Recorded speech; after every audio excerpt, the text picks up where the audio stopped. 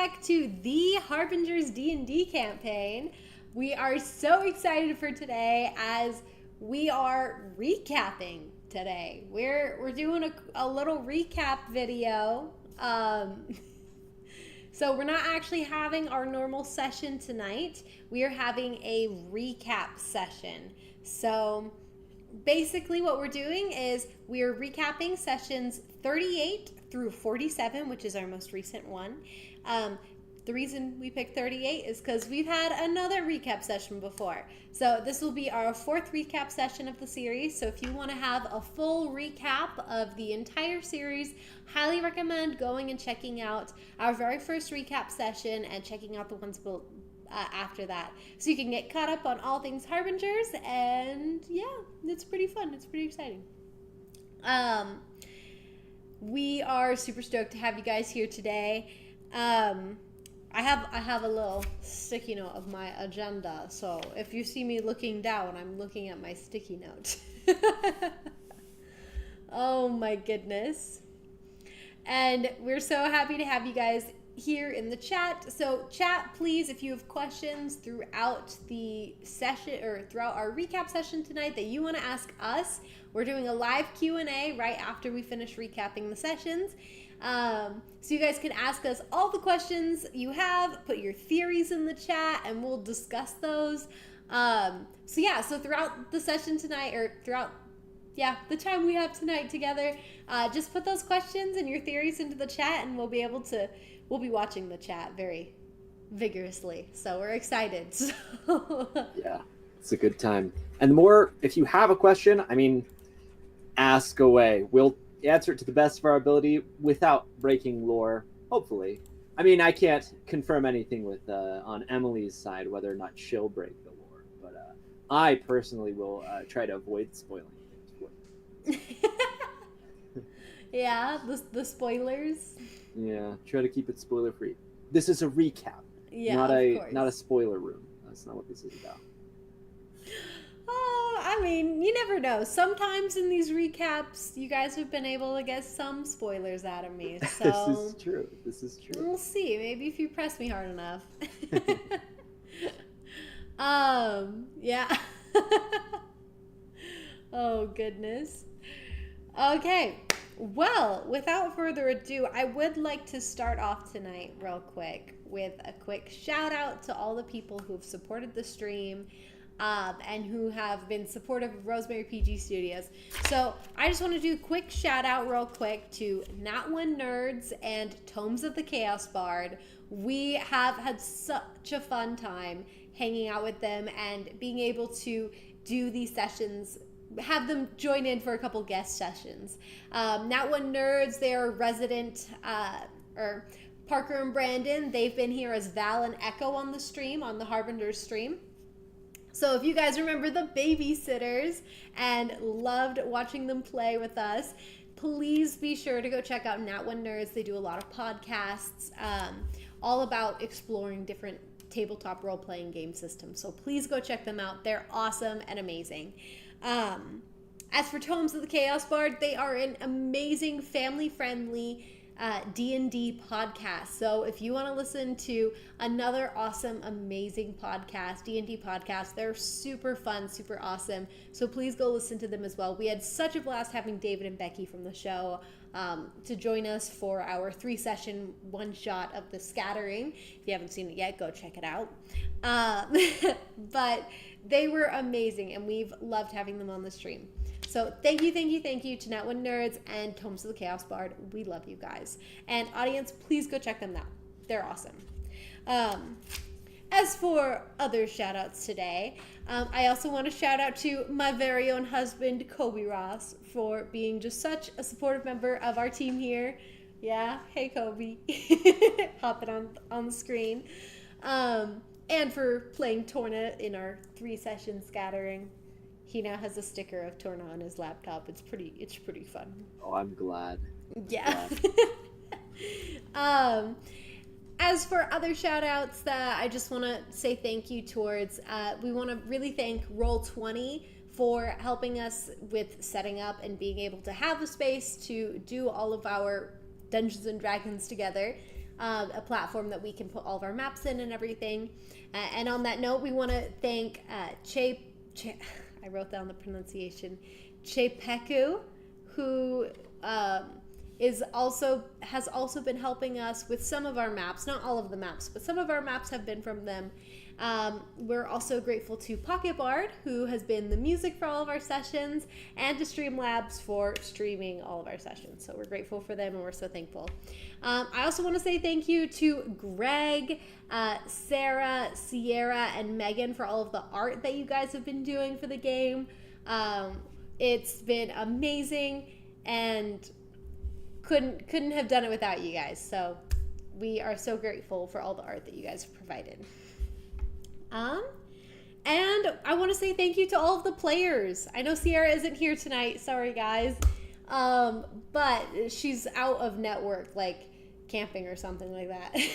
Like that's just code for we sacrificed her to bring Greg back after his mistake at the end of last session. Yeah, I mean, we were gonna try to keep it under wraps, but I mean, if you're just gonna go ahead and say it, yeah, that's it's unfortunate. Just prices had to be paid. I'm not going to say it was a fair trade, but Dusty hasn't burnt anything down. Dusty hasn't burnt anything down. Oh my gosh. Okay. We love you, Sierra. I'm just joking. We love you. Miss you. All the We'll love see to you you, next Sierra. We'll see her next week. Don't worry. But yes, thank you to all of you players, Greg, Sierra, Dane, and Megan. You guys have been a blast to play with, and we love you. For me and Sierra, we love you guys so much. And lastly, we want to thank our audience. We would not be here if not for you guys. We love all the comments that you put on our videos and for hanging out with us while we play D&D and listening and watching the stream. So we love you guys. We love your comments. You are hecka funny. So it's been very fun. And we hope to see more of you guys. And that was all the shout outs that I wanted to give right at the beginning here. So thank you for bearing with me for that. Just want to give thanks where thanks is due. So very grateful to all of you guys. And I'm grateful that we are able to continue playing. So with that, we are going to hop into our recap finally. So we're going to kick it off with Dane, who had sessions 38 through 41. 40. Through 40. Yeah, 38 through 40. Sorry.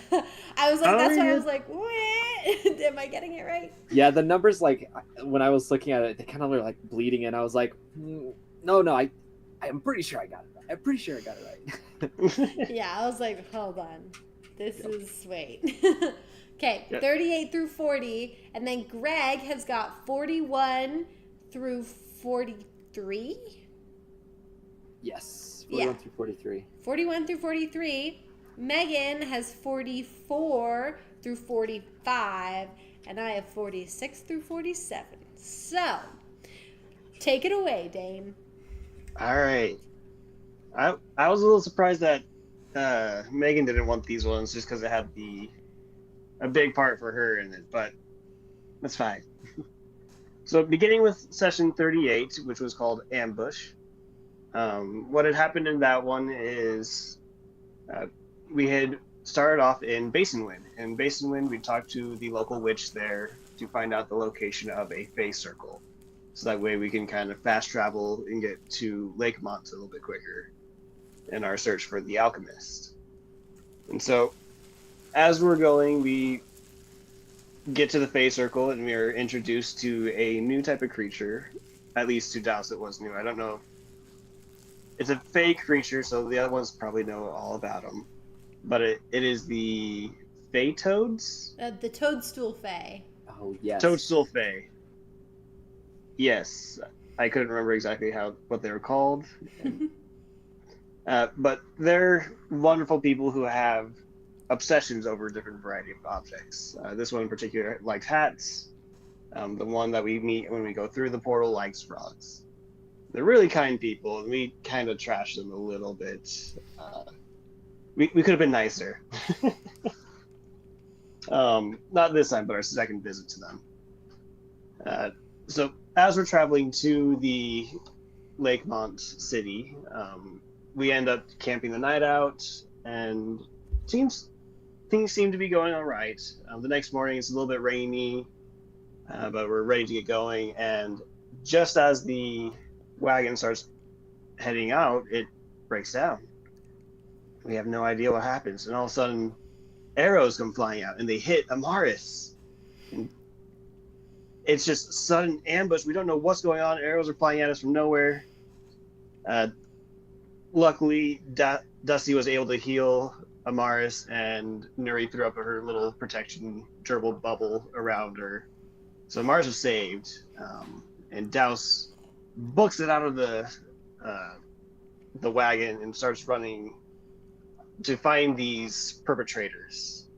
And he's able to, through a little bit of direction and help from Dusty, find the location to be these. Are they half elves? I forget if they're half elves. I believe so.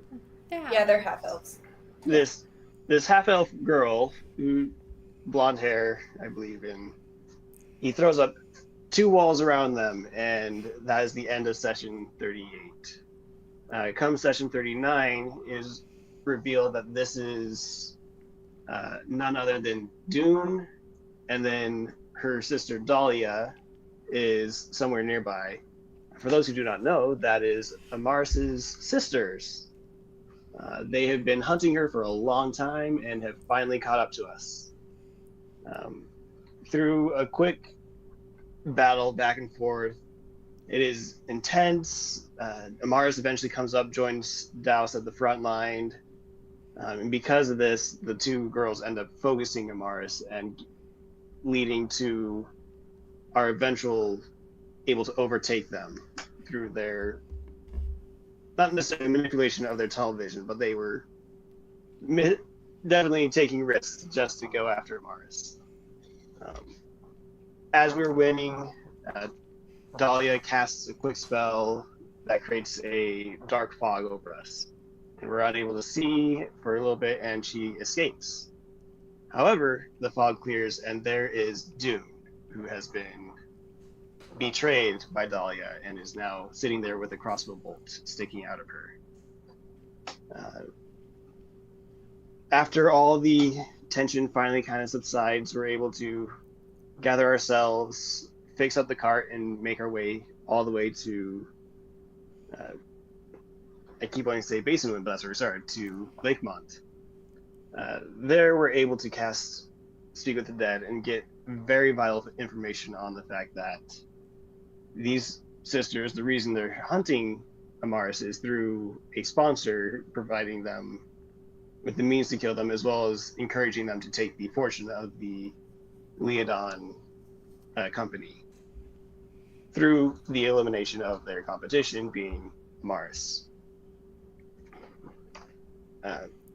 Sadly, we were not able to get very much else out of them, and we had to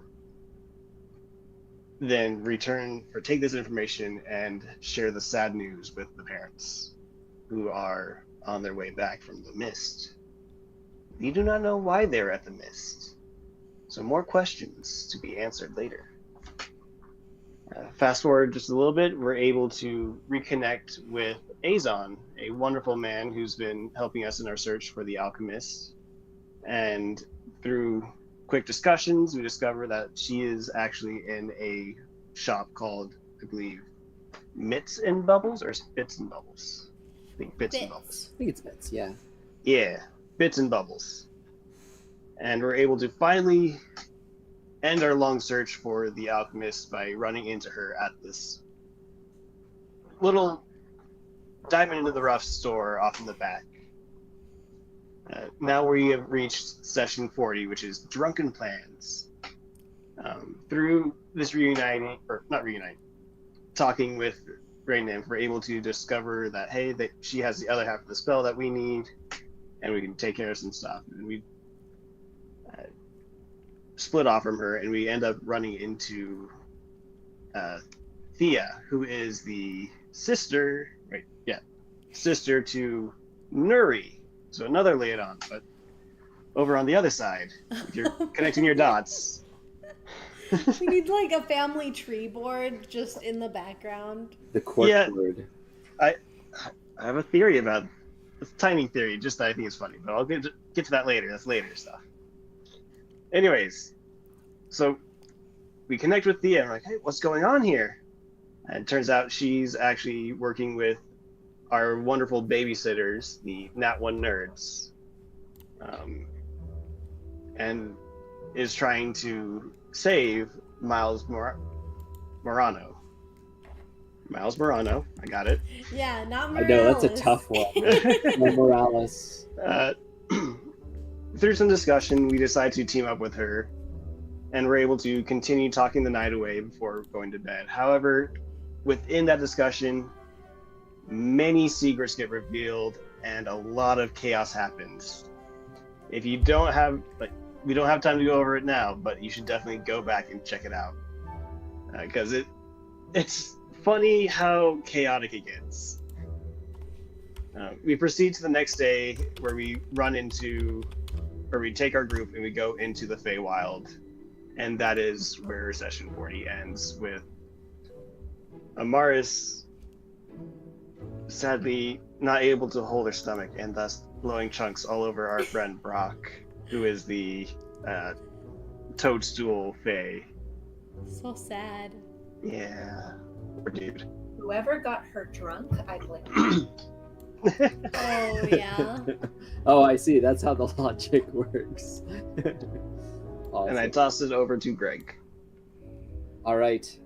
At the start of session 41, we finally have arrived into the Feywild, specifically in the region of the Winter Court.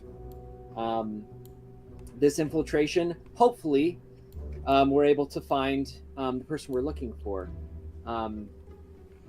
Dusty has some big reason to go look for Miles, and so does Thea, both having very close connections to him.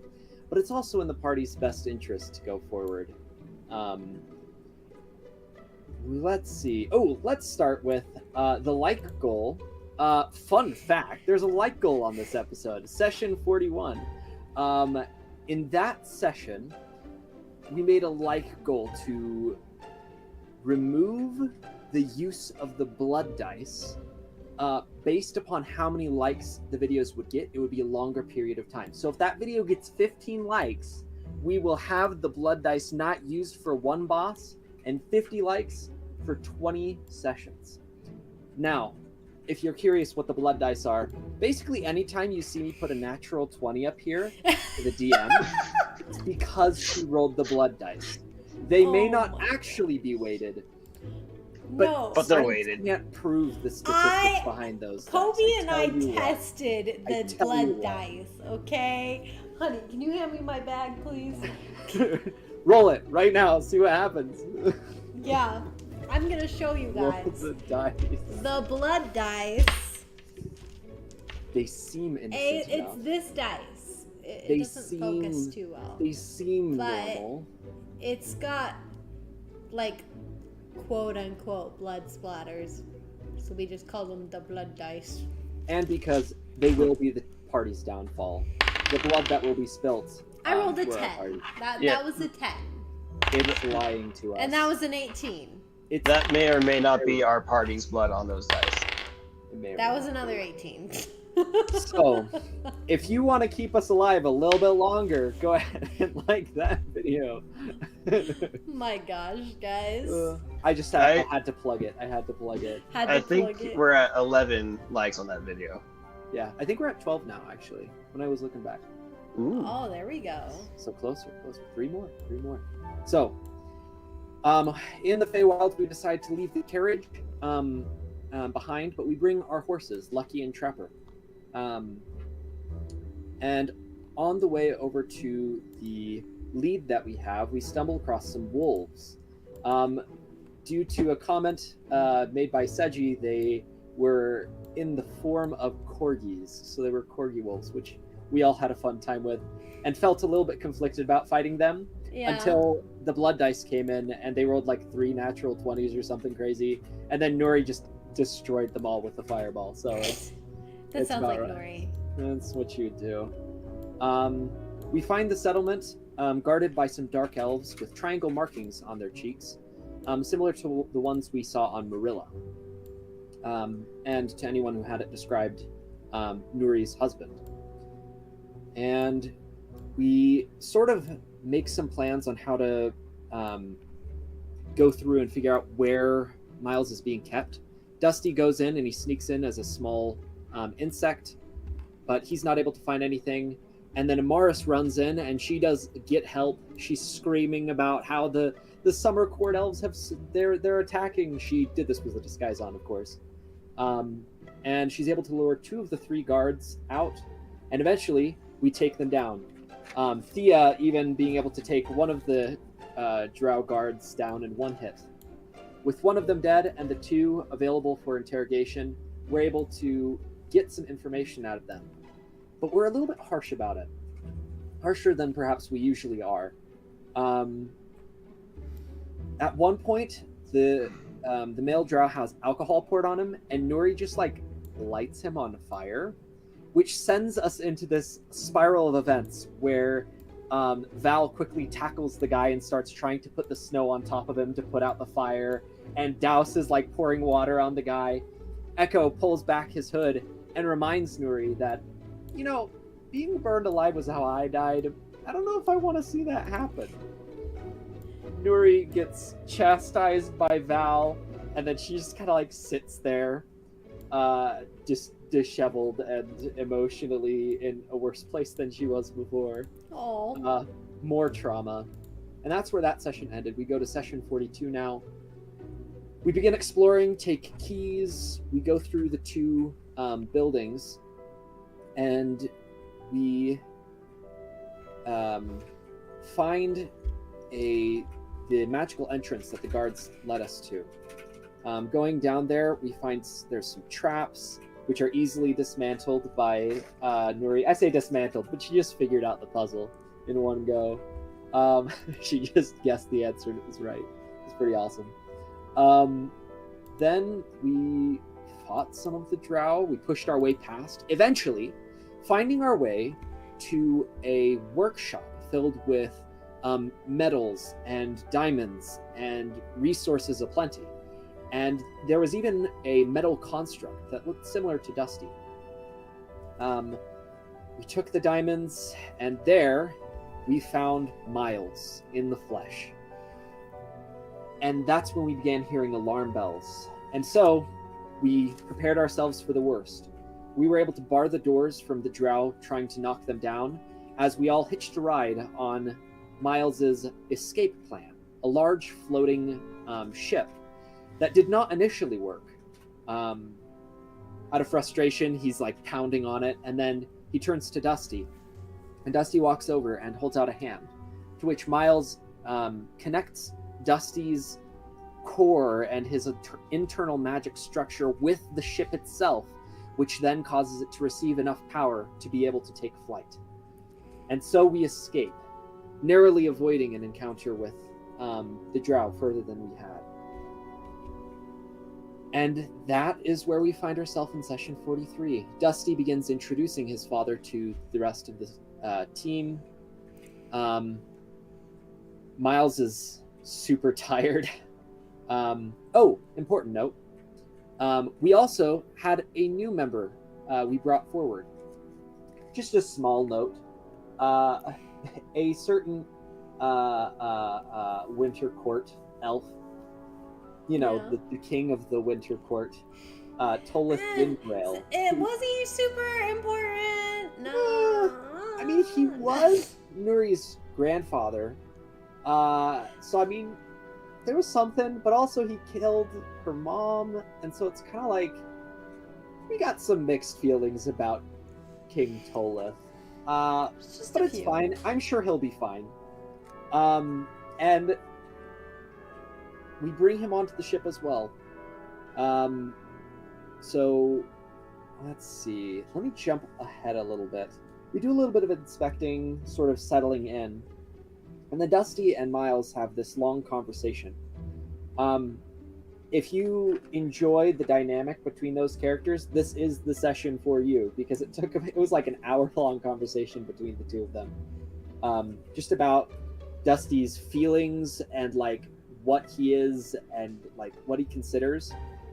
Quick pinpoint recap: we find out that Dusty's core is more than just a gemstone. It is in fact a token from one of the Harbingers, specifically the Harbinger of Diligence. Miles was awarded this after working with the unicorn associated with it. There's lots of emotional development. Again, really good stuff. And then there's a talk with Thea and Amaris and Nuri, which gets a little bit heated. Megan and I just sat back for a minute, and I ate my invisible popcorn while she ate her physical popcorn. As we just listened to them argue. And then, out of the blue, a wren sprouted from the ground and started attacking us. We barely escaped with our lives, and we learned some information about them. The wrens can't be damaged by physical means or magical means. Man, this is a lot of stuff. It's pretty awesome. There's so much stuff happens in these sessions. So much lore is dropped. Let's settle with these. We end session 43 with us making it back to the physical plane, but not before Amaris throws up on Brock. And Again. Again. This time she wasn't drunk. It was just a nat 1. So she threw up on him, and in response, Brock cursed her to have visions of frogs, which does bring her much distress and kind of makes her go a little bit crazy for a bit there.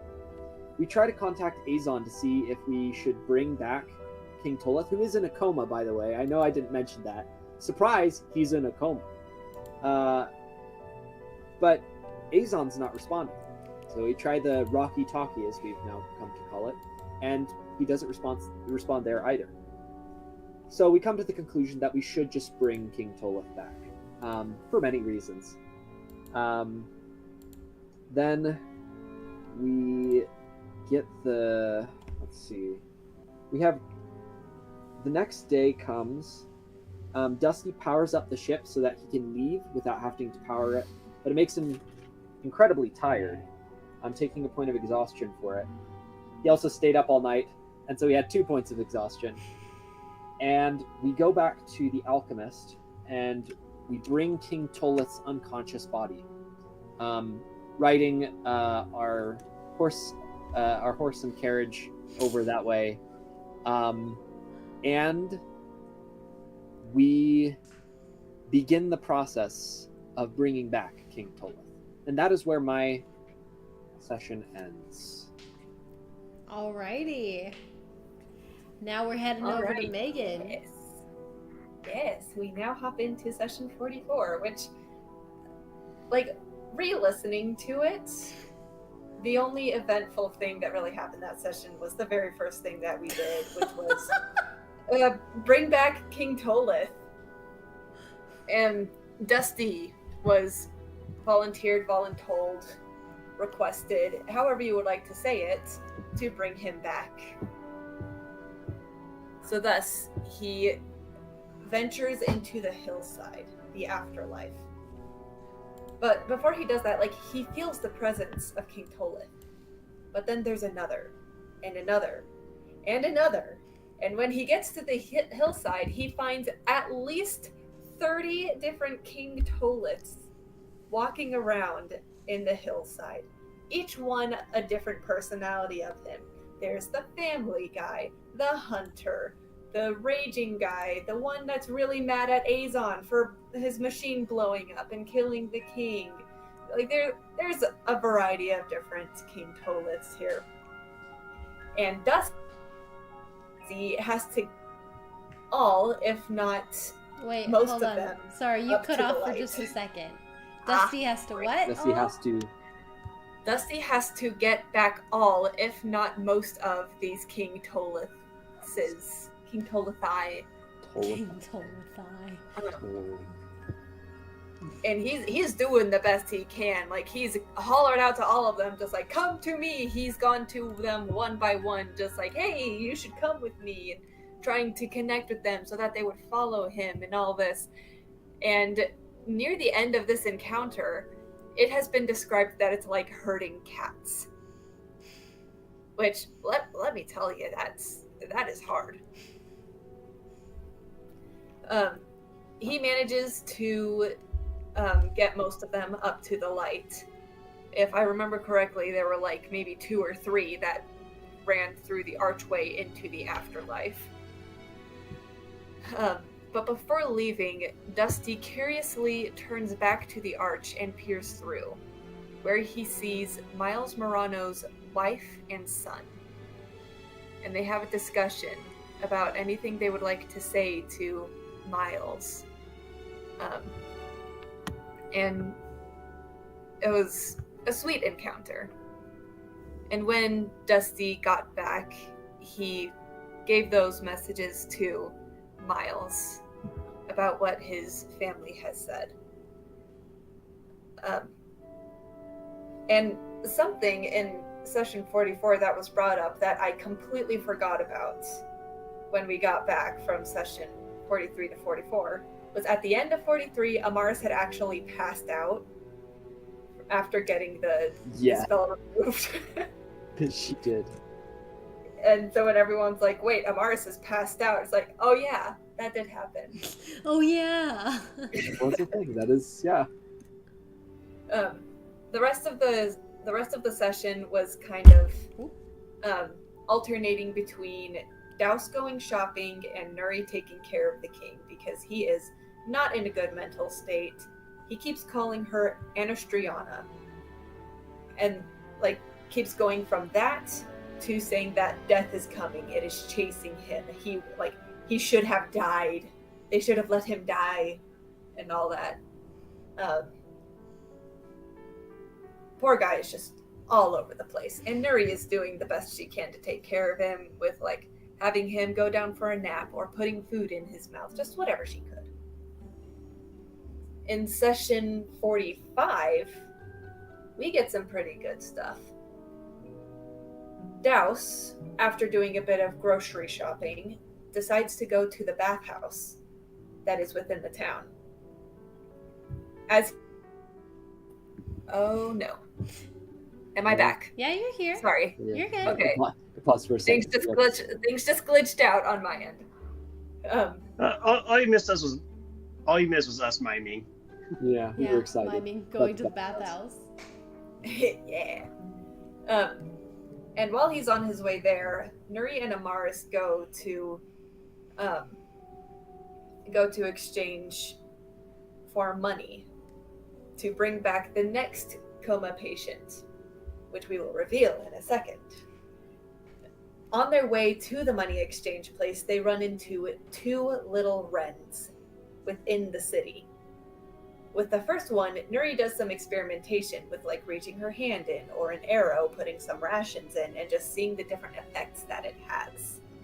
After a while, Amaris is like, we should get out of here, this is dangerous, and Nuri agrees. And they leave. And when they run into the second one, they're actually really close to the money exchange place, but Nuri's just like, I want to try something else, and goes back to the wren. And Amaris is dragging her away, just like, no, we know these things are dangerous, we shouldn't do anything.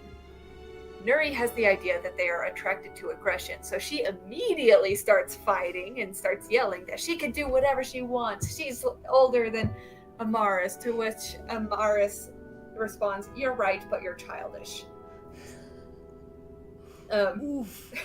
Slam down. After that, Nuri kind of accepted defeat with that comment, but then looks back at the wren, and sure enough, it has grown in size, confirming her suspicion that it grows around aggression. And this particular place, Lakemount, is full of it. So we know for sure this place is gone.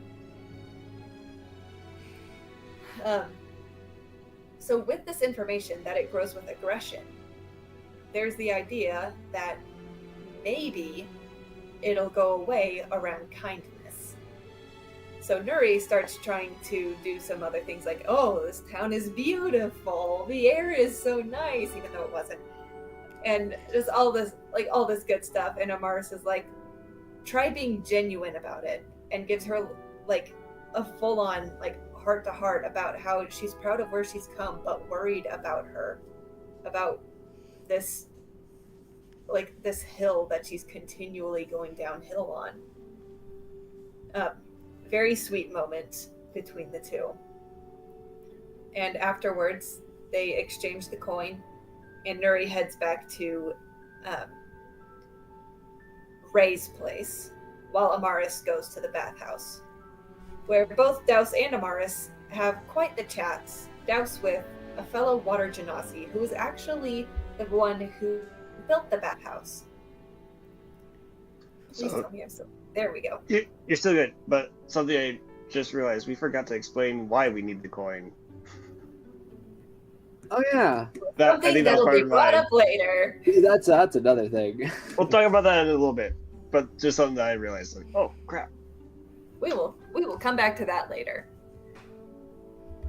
Amaris ended up having a conversation with a half-orc that they had run into earlier in town, who was in a fight with another bard, and had won that fight by smashing a watermelon over his head. Great moment, guys. It's pretty solid. Yeah. So with that conversation, Amaris found out why she was in that fight, and tried dropping little hints that, like, not all bards are like that, because Amaris herself is a bard. Cough, cough. And with that, we all head back to Ray Nymph's place, to where we meet Nuri's husband and son, Esmond and Ami. Ami, this 10-year-old elf, has been in a coma for 2 years. And it is time to wake him up, which is where the coins come into play. We put him in the bathtub, the coins are poured over him, and Amaris is the one who goes in this time and has this encounter with Ami. Really sweet. And he definitely wants to come back. This is nothing like the experience with King Tolith. There's only one Ami. Thank goodness. Imagine trying to wrestle into 10 different or 30 different Amis. Yeah, that's we compared it to like rounding up cats before. Now just imagine those cats are not cats, they're kittens. They're children. They're children. Arguably, it might be easier because they would all recognize her and would probably swarm her. Yeah. So she'd be Probably. tackled by kittens. Except the solitude ones and the sad ones. Yeah. Tough. No, they go to her for safety. But fairly easy, Ami comes back and is immediately embraced by his mother. And later, his father comes down, and it's just a sweet reunion of the Windrail family. The Tamaron family. Tamaron. Yeah, I guess Tamaron. Oh my gosh. Don't worry, It is the I've Tamaron just family. created a chart to help explain the familial relations, and I'll show it after I finish my portion of the recap. I'm glad someone Right. needed to do it. It's so much. Yeah, I just did a chart, so don't worry. We'll explain this. Have you finished your recap? Megan? Oh. Oh no, we lost Megan. Megan. Well, Yeah. Well, Then- oh, wouldn't be no. D&D without technical issues. Technical Yeah. issues. Also, welcome in, Seji. We love She's you. back. She has popped in. You have to put her in. Oh yeah. Hey, Seji. Oh, Nice. Welcome. Yes. Was that the end of your You know- recap, Megan? Or was there something? yes, it was. Okay. Take it away, Emily. I just realized that action I did looked very like ominous, like evil mastermind. It's probably fine. Oh goodness, just a little. Anyways, Okay, so I had sessions 46 and 47. So, beginning of session 46, it is the continuation of the end of session 45 because the Tamarod family is all together and they're so cute. And there's still struggles because both Nuri and Esmond feel just like the worst parents ever, basically. So they both kind of feel like they're monsters in different ways. So they're kind of in different ways for each, but both feeling like they're a monster. And it's just this little family, this little broken family that we're hoping heals. And Esmond, for me, he's just an awkward, in my opinion, as the dungeon master, he is an awkward cinnamon roll. In my opinion. I think Ace would disagree with you, actually. Ace would disagree I was with just me. about to say. Ace would heavily disagree with me. Heavily disagree But I'm hoping with you. Seji agrees with me. Seji, do you agree with me? Absolutely. I mean, Yeah, we did and have, he we did get have the inspiration, so argument over that, so you never know. Yeah, and lots of counseling needed.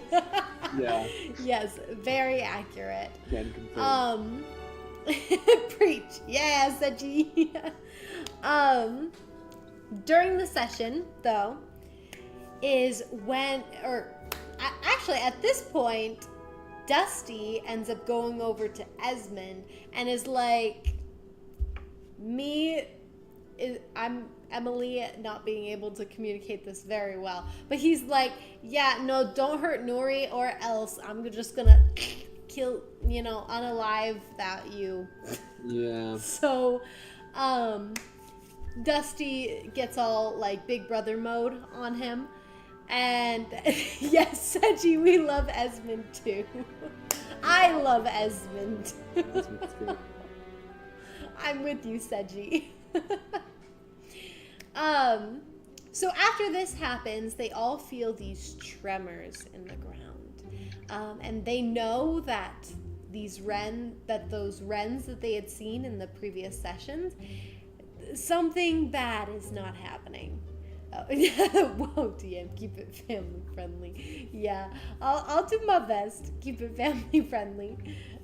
This is a family friendly show, after all. Yes. Unalive only, yes. Unalive. So, the wrens are going to unalive a lot of people unless they can escape. So, the rest of the party then gets all up, and Nuri invites Ray Nymph and Granny, who is also there, to come and stay with them on the boat. And I gotta get some epic music playing. Let's see. To come and live with them on the boat, basically, because the whole party knows that Lakemount is going down, effectively. So, as they are escaping and trying to leave the town, they try and write messages in the sky to try and warn people that say, like, run away and stuff like that, but only a few people are seeing it, and a lot of people are mostly like confused or trying to run like towards their houses. So there's a lot of confusion in the area. But as they continue going, a huge massive wren breaks through the ground in the center of the town and starts destroying things. People are screaming, everyone's running. The whole party is like, let's book it out of here. And they start running away from the town, and they're trying to leave. This is when Dusty turns into a giant vulture, right? Yeah. Turns into a giant vulture and grabs Ami and Amaris, and he starts flying towards the boat. At this point, Douse has already made it back onto the boat, thankfully. And he's watching over the destruction of the city with Thea and Miles and the Winter King, who came outside and is watching it, saying that the darkness is coming, it's here. And everyone's like, what's going on with this crazy guy? Ray, Nymph, and Granny get separated, but they're able to make it back to the boat. And during this time, it's Nuri and Esmond left alone as they're running back towards the boat. And in this moment, Esmond's like, will you trust me just this once? And she's like, okay. And he grabs her and he disappears into a shadow with her. As we get to see Esmond's shadow step feature up close and personal, as they travel through the shadows and then appear just below the boat, coming out of a shadow.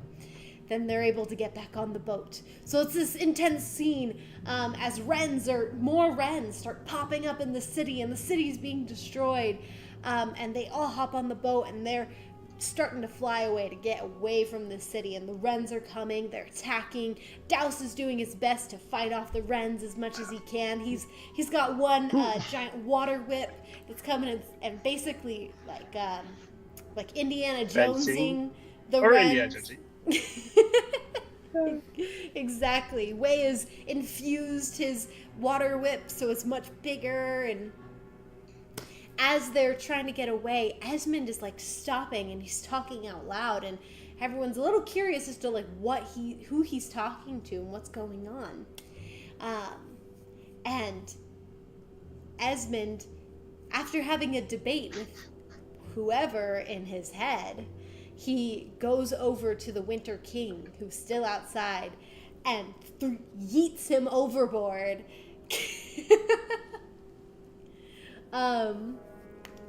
Oh, Seji, I missed that part. I didn't know he's a Nightcrawler. Oh, yeah, Nightcrawler is an awesome character. But yes, Esmond has an ability called Shadow Step, which allows him to travel through shadows. Classic. Really cool. He's pretty cool, in my opinion. Yeah. But, effectively, he throws the Winter King overboard, and the Winter King falls into one of the wrens and is unalived. Sadly. And he is now gone from the party. Everyone's like, why, Esmond, why did he do that?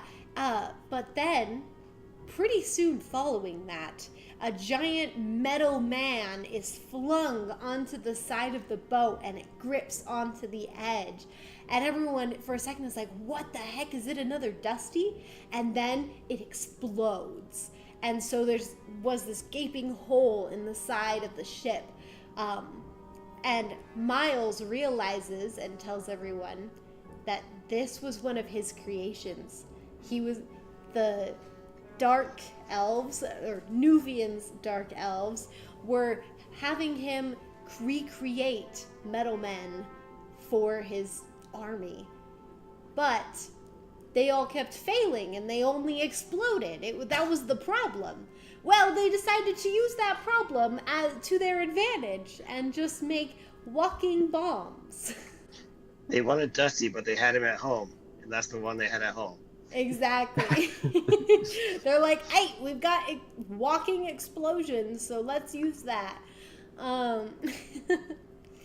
And this is the only explosion that goes off as they manage to escape out of there. Nuri is understandably infuriated and upset by the death of the Winter King. And to kind of diffuse the tension, Douse goes over and basically convinces Esmond to come with him. But Esmond looks just so shell-shocked and completely desolate. And Douse goes and puts him in a room, in a jail cell, basically, and starts keeping watch over him. And this is where we end session 46 and go into session 47. Which during this session, Amaris and Douse end up successfully swapping out Nuri's flask with a fake one. And Amaris did end up giving the real flask to Douse to hold on to. So Douse now has that flask. And then Nuri goes and talks to Esmond. And at first Douse is like, I don't want to leave you two alone together, because he thinks Nuri's going to kill him.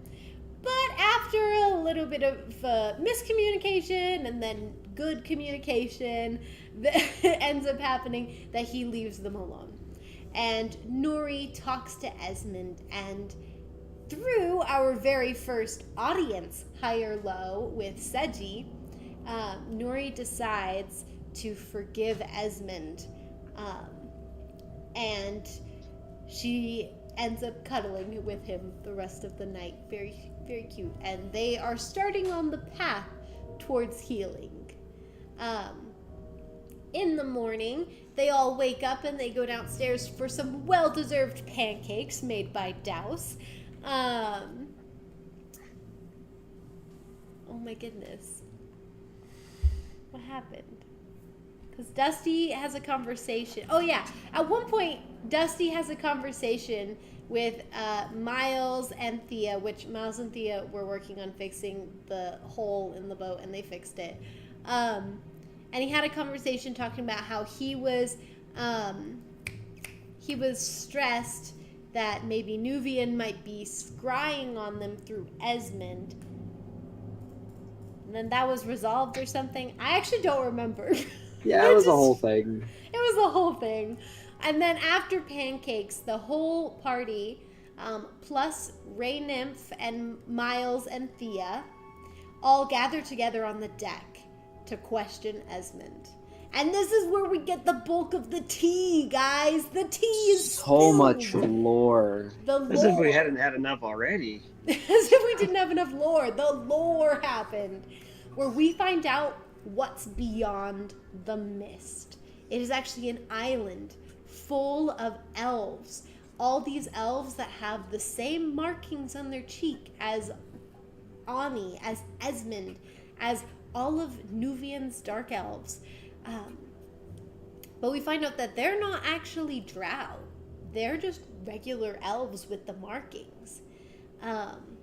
And this is where we find out Esmond's story of how how Nuvian was trying to reclaim the throne on their island because the king was corrupt and evil, at least as Nuvian had told Esmond. The king was corrupt and evil, and it was better for Nuvian to be on the throne so that everyone can have peace. And during this time, they ended up throwing a coup and trying to take over the whole island for Nuvian, and they were cursed to become drow and cast out of the land of their inheritance. And so the whole goal of the drow, or of Nuvian's drow and that whole party, is to return to the land of their inheritance and for Nuvian to become the rightful king. At least what they think who should be the rightful king. And then we find out that Ami actually apparently looks like what Esmond looked like when he was not a drow. So that was pretty cool. Back in his day. Back in my day. As for other lore, I think that's it. It was just so much lore. There was so much lore. So I highly recommend going and watching the end of session 47 in case I missed anything, but I'm pretty sure those were the big things. Cause dang, there was a lot of lore. Also figured out where those monster bracelets came from. That's right. Also figured out, well, we confirmed it. We had theories, but it confirmed that it was in fact from Nuvian. Yes, Nuvian was creating the rings with his group. His group was creating the rings, placing them on monsters and releasing them in certain areas to drain the magic essence from the area effectively. Yep. So we found that out. There's so much. There was so much more lore. So, if you want to watch it, please go back and watch episode 47. It was pretty awesome. But yeah, for a recap, that was all the big important stuff. So from sessions 38 through 47, that is our recap. And that took us an hour. Wow. Wow. We had a lot to cover. There was a lot to cover. The We were best trying to keep part it is short. we didn't even hit everything. I know we missed stuff too. There was Oh, yeah. things we missed. Oh well. You'll just have to rewatch it. Yeah.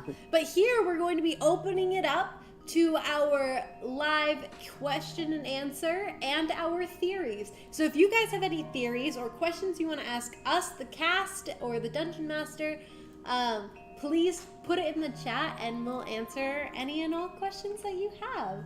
Oh wait, actually, you guys could start writing stuff in the chat, but while we're doing that, I'm going to show and explain the Leodon family tree real quick. Yes, please. Hold on, let me pull up the stream on my... Okay, I've got it. It's pulled up on Roll20. Oh, let me pull up Roll20. That's going to be easier for me. Hold on. Okay. Alrighty. It's just So, for your information. I have it right here. I'm ready. Alright. So, Nuri over here and Thea are sisters. Okay? They have the same dad. They have the same dad, that's what it is. Okay? Same dad, and he's a Leodon. So I'm just gonna write Leah up here. Okay? They have the same dad. That dude's brother is also a Leodon, and he is Amaris's dad. He also is the dad to all three of the triplets. Dahlia, Dune, and Dane. Not this Dane. Dane. Not to be confused with the other Dane. Yeah, exactly. I had the name first, so I'm cooler. Yeah. So, then furthermore, Nuri's mom is Anastriana Windrail, okay? Who her father is the king of the Winter Court. And now he's dead. He's unalived. But he had the crown because he's the king of the Winter Court. Okay? So that's her grandpa.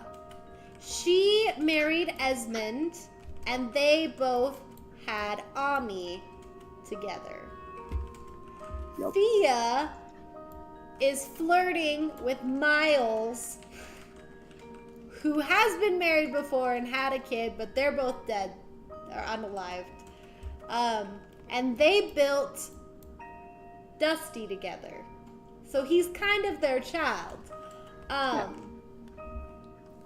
And then, yeah, I think that's it.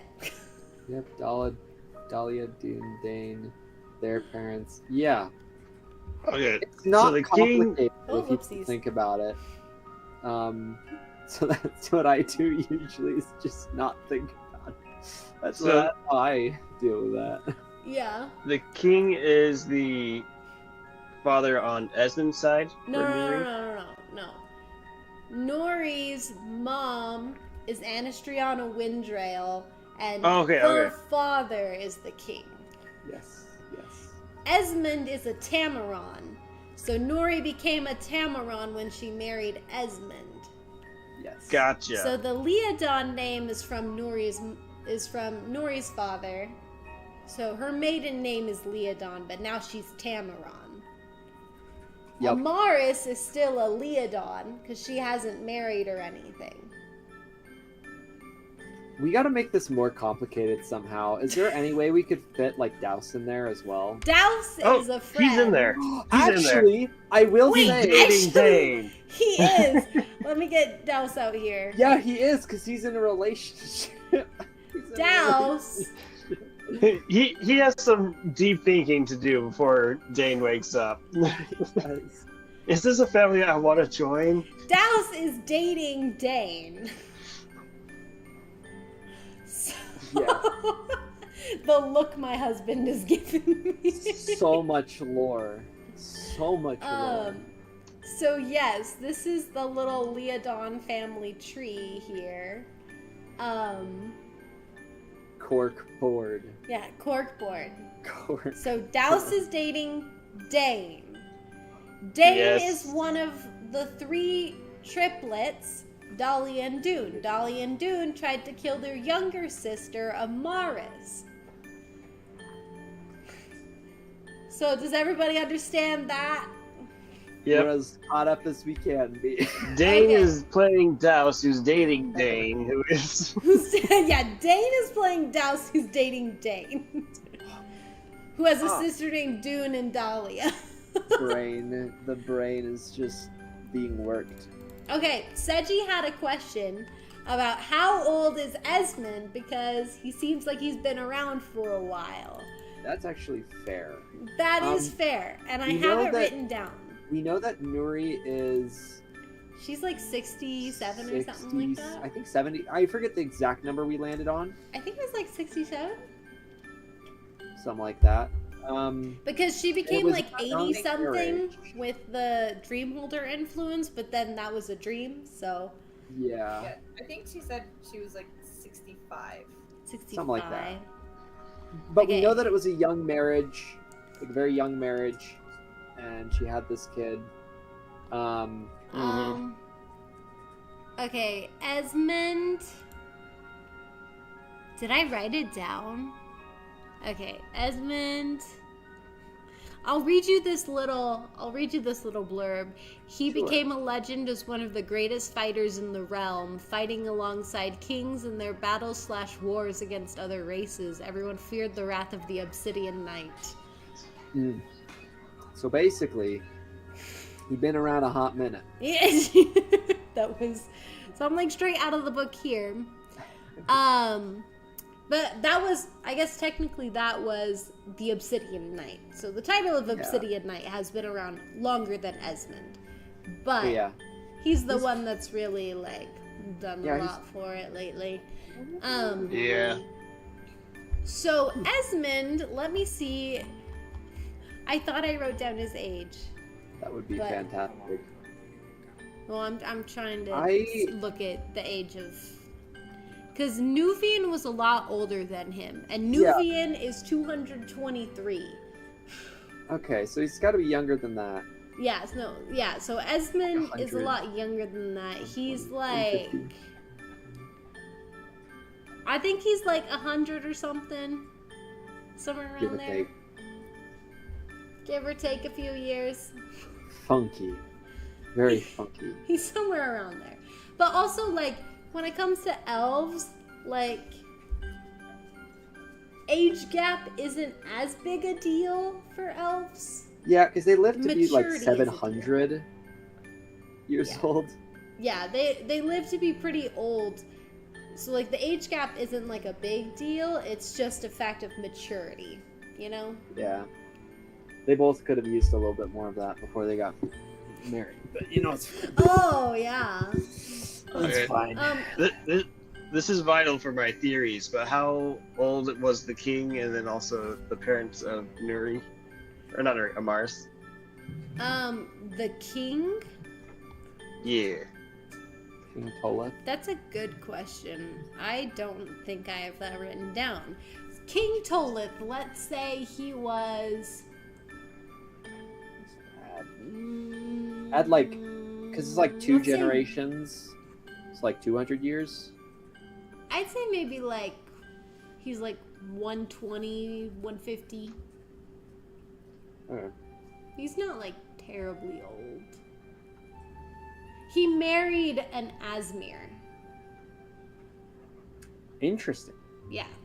That I is did not know that that. is the interesting part. He did marry an Asmir. And both so Really? they had 3 kids. 2 of them were elves and the other one was an Asmir. Interesting. Mm-hmm. Interesting. Yeah. Interesting. So that's Hmm. all the fun things. As for Quantum Leap said, how are they supposed to deal with these Ren things? Seems like something you just can't hit until it dies. So I have a theory about this. So in my head, the Wrens aren't necessarily like a creature. Rather, they're more like a side effect or like a cause. So when you cast a spell, like if you cast Fireball, you can't deal damage to the Fireball. Like you can't attack the Fireball itself. You have to attack the caster of the Fireball, if that makes sense. Mm-hmm. So in my brain, the way we're going to have to deal with these Wrens is literally to find where they're coming from and then just stomp that out. Because I don't think we can beat the Wrens. I don't think that's something we actively are able to do. I mean, theoretically, if we had like a wish spell or something, maybe we could like wish them out of existence. But Well, so they reacted to Douse fighting them off and whatnot. they did interact. So my thought is they could also be like maybe the shadow, quote unquote, of a creature in another dimension kind of coming through. That's pretty spicy stuff.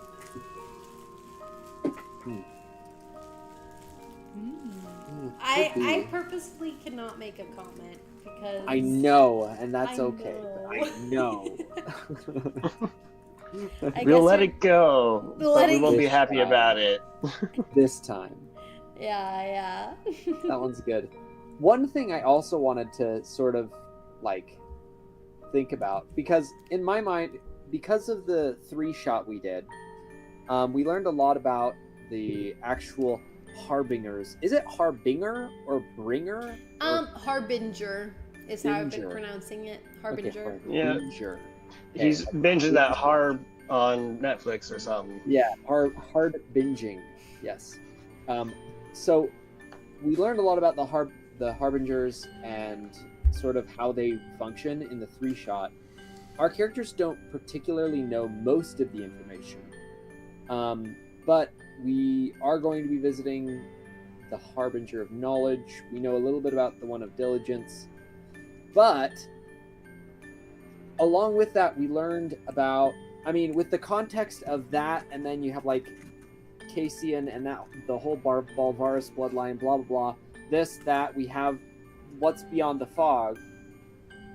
We were talking about Marilla, because Marilla has the same markings, and we kind of tossed out some thoughts in the last session. But I sort of had this realization that, so Marilla has a connection, an unseen connection, an unknown connection, or rather, she doesn't know why this is a thing, to elves and also to dragons, which is weird. Very, very weird. But we know of a place that has a connection to both of those things, and that's why we like naturally have trailed Marilla back to Beyond the Fog, in that whole elven whatever. There's also the goddess of prosperity. God, sorry. No, God. it's okay. We have more context now. The god of prosperity, Heifer, and that was the person who blessed the elves. So, hear me out. Conspiracy theory time. That's just the context. Now's the theory. I think that Marilla is either the creation of or the child of the dragon egg that the elven people brought. It's either like the child, the creation, or just straight up the dragon itself. And when the magical creatures were like pulled from the earth, then it transformed Marilla from a dragon into a human, right? Leaving just what was left. And somehow the blessing of the god Heifer had some form of an impact on it, and that would be why she has marks.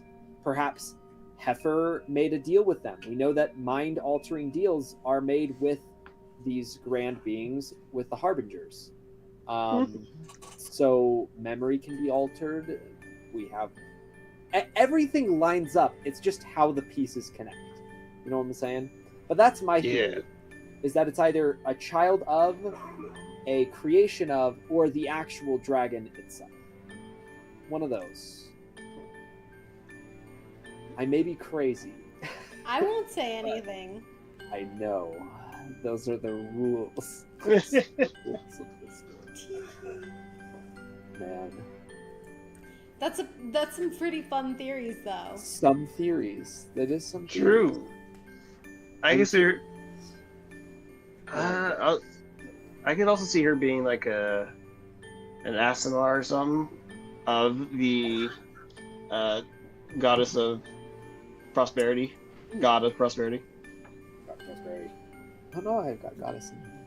God of prosperity. Asimar or like a avatar as well. I don't know. Avatar? Ooh. That could be. Interesting Well, theories. on another tangent, though. Tangent time. I gotta say, Greg mentioned this earlier, and I thought that this should be discussed on session. Where are the horses? Trapper and Lucky. Yes! The horses. I realized at the end of session 43, we ride the horses to Ray Nip's place. And then they're never mentioned again. For 4 sessions. Because we may or may not have forgot that they existed and that we had them. Oops. Whoopsies. But, like, where are they? Are they still in the town? I'd say my Have them? dungeon master mind wants to say that you guys rode them back, not when you were escaping the town, but when you were bringing the king back to the boat. Yeah, Would be I mean, my thought, and then they're just on the boat. it would be logical to say that. However, how they got back to the boats. Because the only one who walked there was Douse. Nuri took the shadows and Dusty Well, flew. but that was when they were escaping the boat. You Yeah. guys had to bring the king back. So when Oh, we, right, that time, my bad. Yeah, when we brought King Toleth over there, we had Nuri, Amaris, and Dusty. Douse, Miles, and Thea were back at the boat. So, Dusty, Nuris, and Amari, my favorite 2 characters, Nuris and Amari, Nuri and Amaris, we brought them all there, and we brought King Toleth, we got him out, and then we brought him back. And the reason we brought the carriage was because we knew that King Toleth would be exhausted after, and before we needed a way to conveniently get him there without, like, attracting attention. And so it would make sense that we brought the horses and carriage there, and then back, right? Because we needed to carry King Toleth. But when we were doing the same thing, but for Ami, it would make sense for us to not bring the cart because we were going to be using the gold for Ami.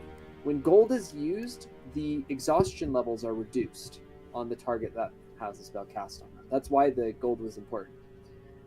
And so, in my humble gaming opinion, it is that we did not take the horses to pick up Ami because Ami could walk. And so they stayed in the boat, and then that's when the Wrens started attacking, and then that's when we took off, and they never left the boat. We also had Nuvian to carry Ami on the way back. You mean Exactly. Esmond? Esmond, No, sorry. See, that's, Nuvian was there. He was somewhere. that's what's happening with my whole Nuri and Amaris thing. There's so many names. There's so Also, many people. I love Sechi's comment. Translation, don't worry about it. They're there.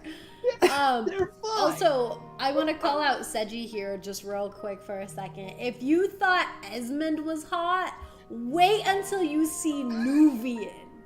Oh no, he's hot. Oh no. I'm You not can't gonna, kill this guy. He's too sexy.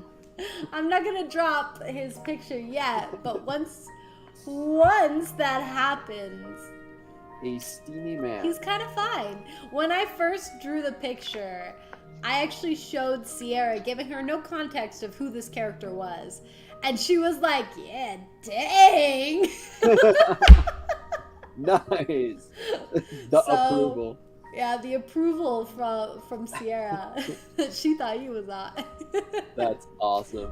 I'm glad. I'm excited to see it. Because we haven't Seiji. Oh no, cover story. I'm excited to see him because, like, I don't know. We built him up, but he's just gonna be a dude. That's gonna be the weirdest thing. Is he's just an elf. I mean, That's the guy. so this is where my theory is coming into, where I'm like, Wait, hold on. Seiji, we don't think you're shallow. Don't worry. Yeah. If you're Okay. shallow, we're shallow. So Continue, we Dane. agree. well, so I'm like I'm getting convinced more and more that this entire situation is made by the Leodon family, with how like tied they are into everything. Interesting. Because we have the Leodon family.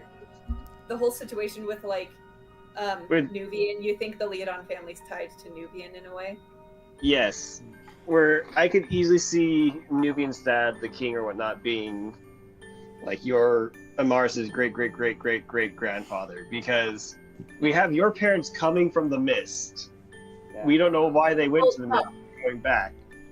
No, so for those of you who have come in late, a bit of Amaris's backstory is the reason why she is out on this trip, and like Dane explained in his recap, Amaris's sisters are hunting her down. A few months ago, they had ambushed her and tried to unalive her. We're keeping this family friendly. Sorry, I'm being bad at that. I'll do better. You too. You're good. You're good. So they ambushed her in hopes to get rid of her, and in order to preserve her life, Amaris ran away. Her sister Dane had followed behind her, and after like talking to Amaris about Amaris asking her to stay because it would probably be safer for her, she's like, "Nope, I'm coming too." And it's like, okay, fine. So while Amaris is keeping it YouTube friendly, yes, we don't want to get demonetized here. I don't even know if we're monetized yet, but anyway, We have to hit a certain subscriber count, so subscribe. subscribe. While Amaris is away, in order to like cover their backs to like make sure like people aren't like, "Oh, you guys are horrible people" and all that, her sisters have covered up what they've done by telling their parents that Amaris has run off to the mist to unalive herself, because that is like something that is like some kind of legend or Is that you would just suburban legend. yeah Yeah, you go legend into is that the mist. Yeah, you go into the mist, you're gone, no return. So that was their reason covering up their tracks. So that is why Amaris's parents are like out looking for her. That's why they were going to the mist, is because they were told that that's where she's going. Okay, my bad. I had misunderstood that. Yeah, that's But a whole thing. It's a whole It thing. changes There's a lot to changes it. my theory simply because I was like, oh well, I had forgotten that. I was like, oh well, who would be able to go in and out of the mist freely? Well, that would be probably the king, or the king of the new island area that we just learned about. And so he might be able to be helping them somehow. But never mind, that changes it a little bit. But I'm still convinced that your family is somewhere connected here. Yeah. The Leodon. Although, Yeah, go ahead. I would say there might be some connection with Dahlia and Dune and Nuvian. Because like it could be that Nuvian is their sponsor for where they got the stuff to try and hunt down Amaris. Yeah. Yeah. So like there could be that. If you follow Rosemary PG Studios on, I think Instagram is where you can do this. They ran a poll to see who thought who had sponsored Dahlia and Dune. Was it the Heralder? Was it another member of the Leodon family? Like, who could it be? Yeah. Yeah, and then I think it was predominantly Another member another at the member time. was Yeah, what I think won. that's how it was too. Did Yeah. they Go have ahead. the bracelets that like the monsters had, like those gem bracelets, like on the false Hydra and those things? Is that just my imagination, or did they have those?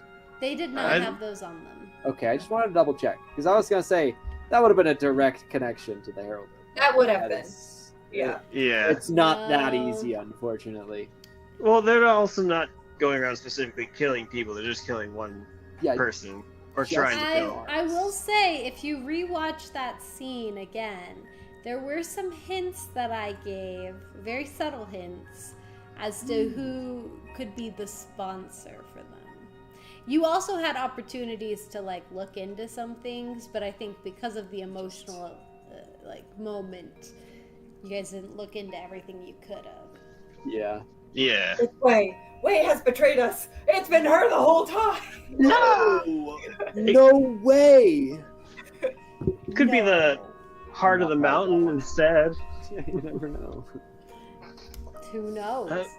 Well, there was also the theory put out, I think, at the end of the last season. Not last season. Last not last session? episode. The episode before. The session before.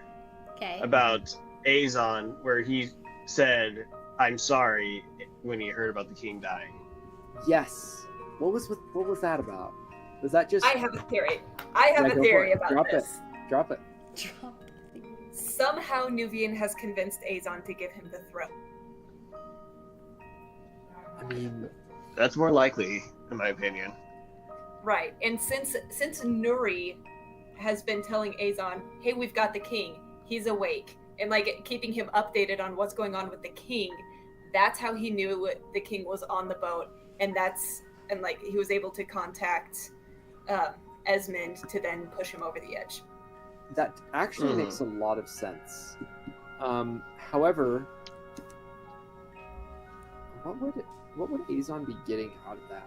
I mean, aside from not dying, we yeah. knew that Azon was already working with the Heralder. No, he didn't. In some respect, or at No, least he had didn't. contact or communication. He had contact, but he was currently running from the Heralder. Yeah, exactly. Especially after we talked to him. So it is possible that has something to do with it.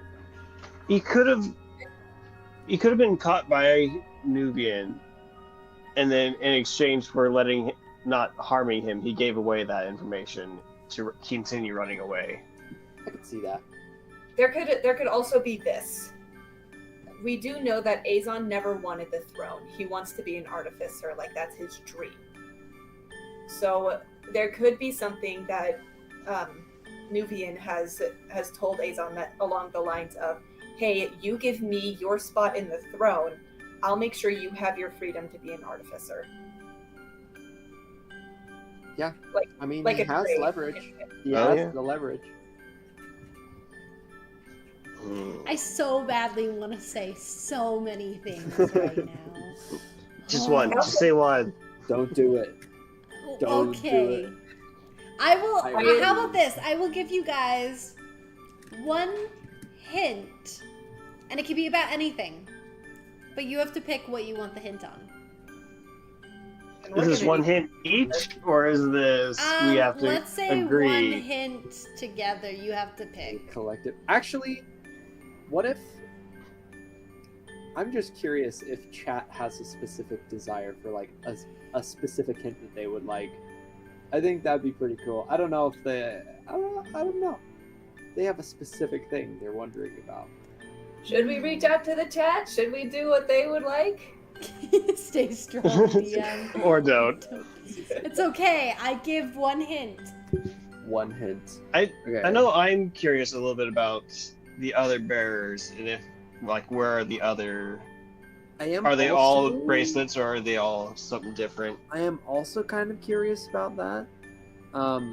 It would be something interesting, very not related to like the Winter Court, blah blah, all that stuff. which It would I be a think is- complete sidetrack. Yeah, it'd be completely different. But that is something I've actually been very curious about as well. Because Way often brings up like the other bearers and like the heart of the mountains and whatever. And Part of the stuff. Yeah.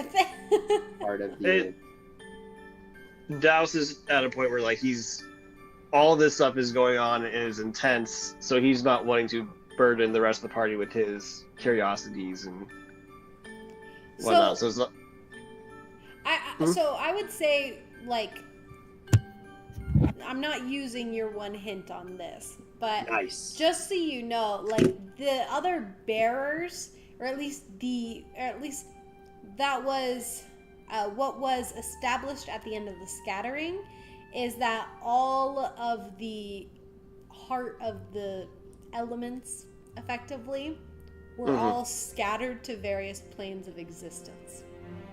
that's Oh, I what guess that's true. yeah.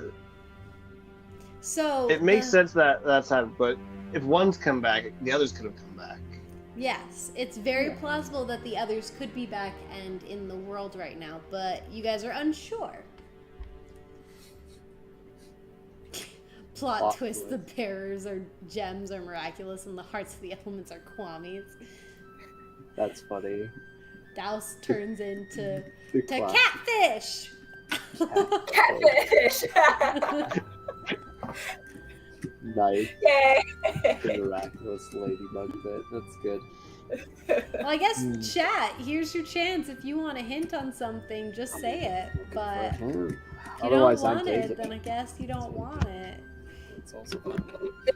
Actually, something that has been like, I do have a theory about something, but I've also decided this is something that's going to be like kind of like poking at Amaris. It is something about like what Esmond has said and what Nuvian's intentions are.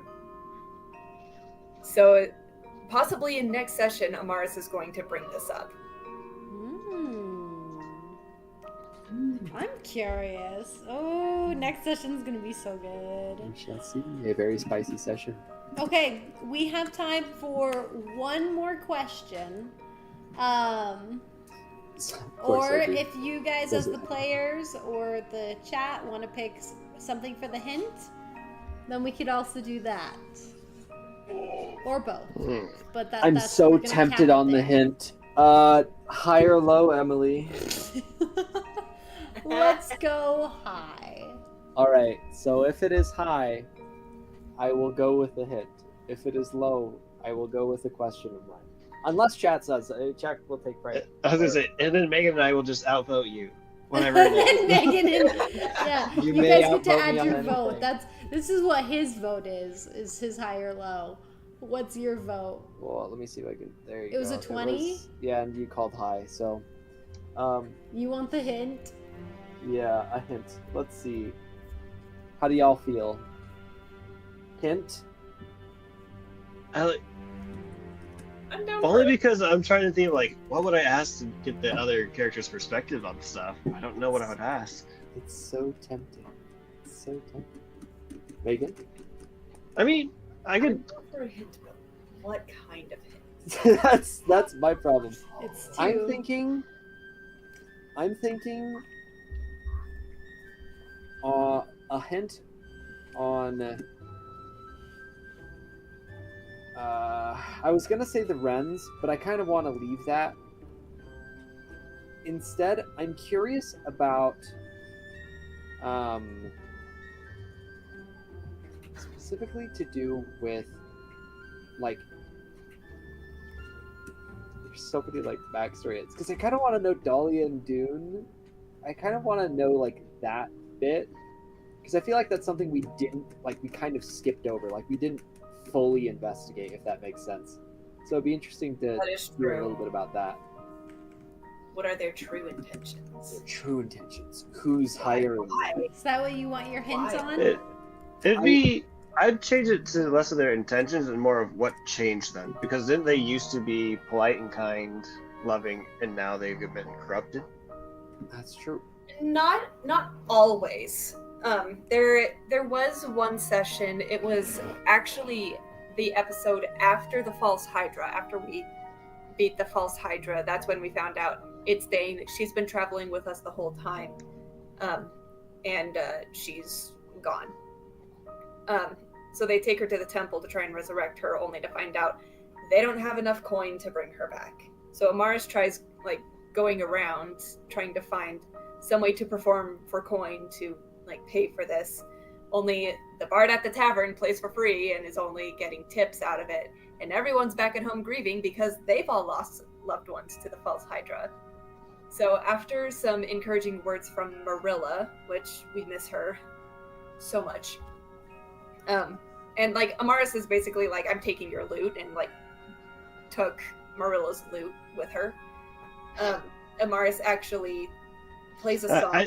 I know you're saying the instrument, but it also, because loot is like, it just took a reward. just took her wallet. Took her Yeah. took her wallet. So she took her lute, the guitar lute, and plays a song for the townspeople. Like, these people may be gone, but, like, they're still with us in our hearts, and their memory can strengthen us in a way. And while she's playing this song, she has a memory that she had with Dane, which is actually a picture I drew, but I haven't posted it on my social media. Oh. Ooh, but I'm gonna see it. I mean, if you've watched earlier episodes, there was a time where we had, like, artwork and memes and all that playing at the beginning before the countdown, and it was in there. Oh, okay. Now we gotta go hunt it down.